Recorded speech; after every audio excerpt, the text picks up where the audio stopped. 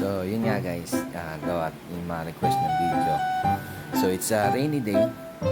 So, interview natin si Ate Mo Pats. Daddy, ang gulo, wait lang, mamaya na. So,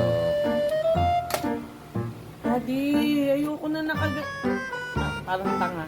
nga, Dad, ayusin mo muna. Dito ka mag-trip. Ayoko niya. Dito ka.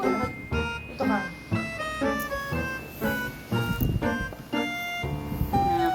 Dito tayo kaya na. tatayo pa.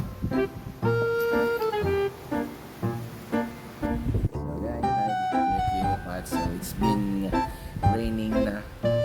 And dito lang kami ni Ate Mo Pats sa bahay. So, yun, we're happy and our marriage is getting strong. So, ano ba yung nagustuhan mo sa akin? Kaya, Ba't ganyan yung itsura kong gulo pa naman din ang buko? Ano ba naman yan? Ipopost mo yan sa Facebook.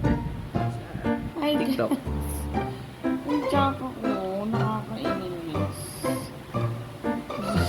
Yan siya masaya. Yung lagi niya ako pinagtitipan. Bakit? Ganyan niya si Kuya Kuya Pats. Yan, yung gusto niya ako nagmumukha ng tanga. Happy siya niyan. Tawag niya.